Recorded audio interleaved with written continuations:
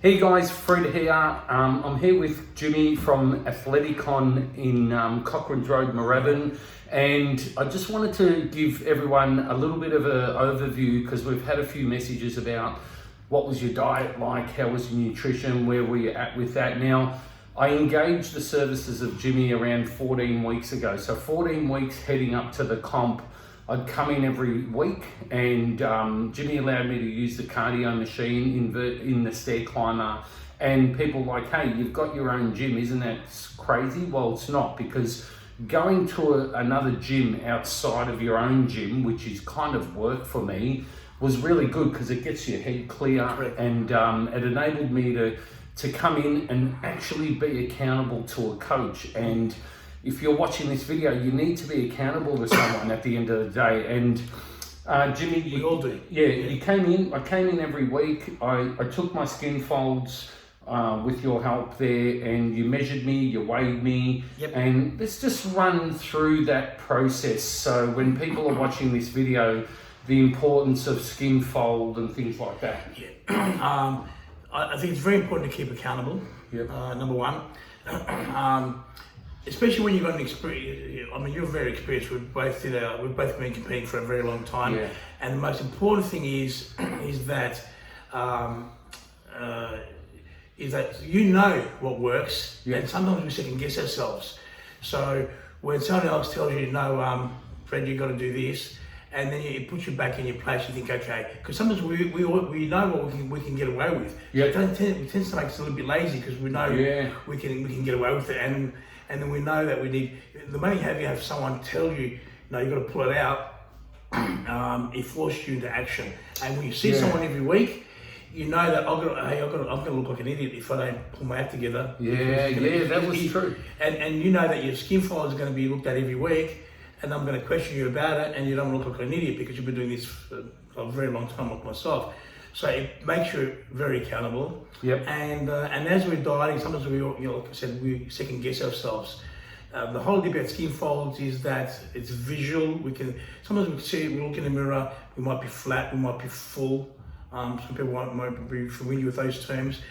And the mirrors can play tricks on us. But skin folds don't really lie. Nah. And if they're going down every week, it's a good thing. If they're not, then it's time to make a change, you see. Jimmy's got his scarf on because he's a little bit cold as well. Cold. It's a little bit cold here in Melbourne, but it's true. Thanks, Jimmy, for making me appreciate that. And the great thing is, with the skin folds, every week it was heading south, wasn't it? Was every week it was getting tighter every week. My lower back was coming in, which was a big thing in regards to a guy like me holding where you hold your fat.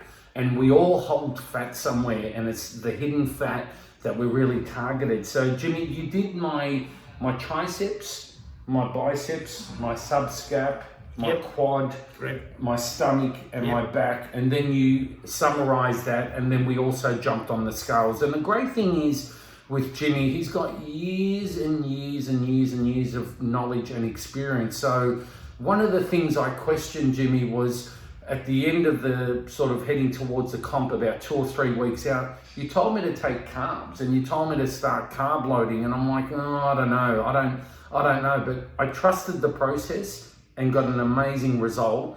Now talk to people here and a bit about, what was your principle behind the actual carb loading? What was the sort of thought process behind it? Several things. As we head into a show, the leaner that we get, we usually, most people kind of are making, dropping their food. They're hurting their metabolism every week, and they're going harder and harder. And they're also taking their toll on the When you say they're hurting their metabolism, what, is there metabolic syndrome maybe kicking possibly, in? Yeah, possibly. It's just not firing up all the time. Correct. Because a true way to improve this kind of, we'll call it leptin resistance, is through carbohydrates.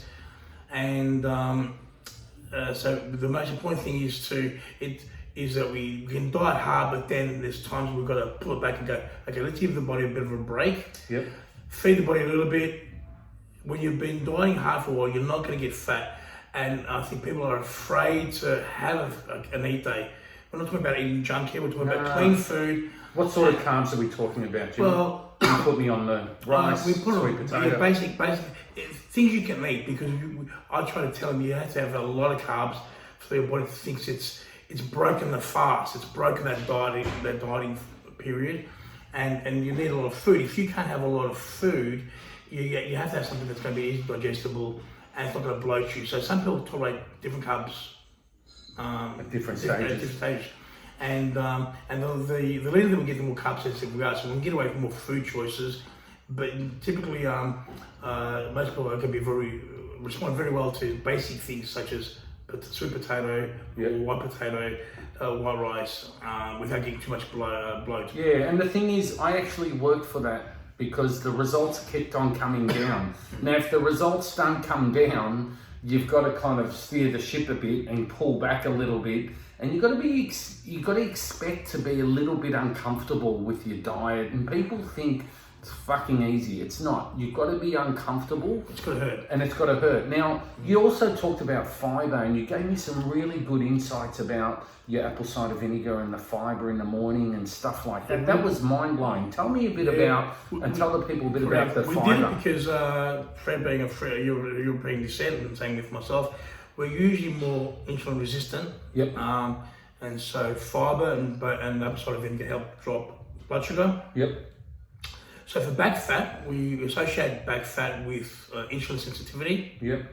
So introducing things, fibre, and we alternate our fibres every week. Yeah. And the psyllium husk was a good source of fibre for me. So you can swap from week to week from psyllium husk to slippery elm to modified citrus perum. There's a few things you can use. It's good to alternate because if you use the same type, your body will get an intolerance. And when we talk of fibre, we're not talking loaves of bread or starchy fibres. We're talking fibre coming from a direct source as a supplement, such as a psyllium husk and so a we did that first in the morning, last thing at night. Yeah. That helped with dropping blood sugar. It also helped removing toxins from the GI tract. Yep. And so you improve the hamstrings immediately. Yep. Improve the lower back immediately. And it gives you clarity. So it gives you, if it drops blood sugar, it'll realize you have more clarity first thing in the morning. Yeah. And so we did that to try and minimize. So rather than just pursuing what everyone else does, simply dropping calories. Eats a fucking burger and it has trans fats. Yeah. And it has so so if we manage these problem areas, then with it we can get leaner without necessarily dropping calories. Yeah. So we thought let's improve. It's not putting better fuel in the car, and so that's what we did. We try to make your body try to feed it better rather than less. Yeah. And then we started dropping calories. Yeah. And then when it was getting a little bit flat, we said, okay, you need more food. And on the carb diet, I said, remember as we're getting closer, I said, now we've got to increase your carbs. That freaked me out a bit. That freaked me out because I was like, oh, I don't know. Yeah. So now got to trust the process. We need another 50, 60 grams of carbs. Because the leaner you get, the flatter you are. So the body wants to go back to the other way. Yeah. And it's very tempting to think. It's very hard when someone tells you, you know, you should be eating more on these particular days, and you know that. It's instinctively, in years gone by, we've done the exact opposite. You know, old school dieting was simply you're pretty much starving to a shot. Just eggs and lettuce and chicken breast, and that's it. You know, I've seen people on an old school diet just have eggs.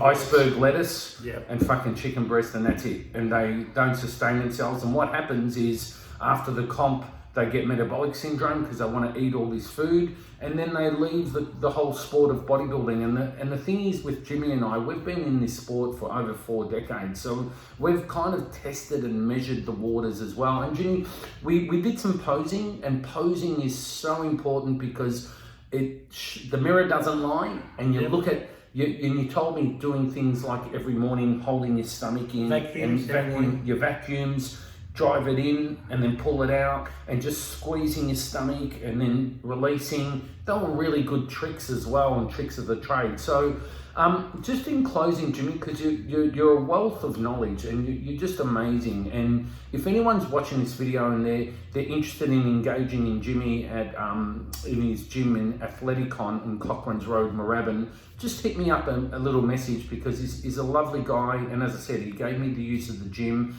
Now, where to from me? Now, Jimmy's looked at some of my areas of improvement and where I need to improve. And arms is one of the things that we need to work on. So I'm going to be training with Jimmy very soon, once a week on arms, and then coming in and using the equipment the other day on legs, for instance, as well, because obviously nothing crushes calories more than legs, but I've already got the legs, and the legs are there, the sweep's there. It's not like adding more muscle, it's just getting it harder. And I've already got the ethos for training legs. And the great thing is what Jimmy did is he pulled me up and said, we've got to focus on your weaker muscle groups, such as your arms and things like that. You want to train legs? And I said, no, you got legs. We're not training legs, we're going to do arms. So Jimmy, anything else for people watching this in regards to if they're undergoing, whether it's a comp, preparing for a comp or a 12-week challenge or whatever they want to do, anything else in regards to anything else you want to say? Yeah, if you're doing excessive hours of cardio, there's something wrong with your diet. If you're not shifting weight each week and you're dropping calories and you keep on dropping calories, it's going to come to a stage where you're going backwards, and it'll cause a adrenaline release, and then you'll rebound dramatically. The whole idea and the reason why he hasn't craved much food after the contest is because we had regular feedings. Yeah. And this is something that you should include all the time, even off season.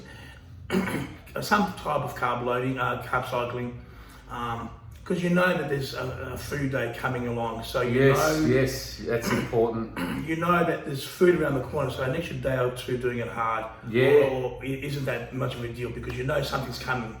Yeah, and stay within a certain kilo of your body, of your weight, of your goal weight, and that's what I've been doing. And look, on Sunday I'm going out to Bendigo and I'm going to have a chicken risotto, and I'm just looking forward to chicken risotto and a nice iceberg lettuce, and that's kind of going to. And then you can put it back the next day. So carb cycling is very beneficial because it allows you to. It allows you to get away with more food on particular days, and you just got to make allowance on other days. Allows a lot of sanity as well. So there you go, guys.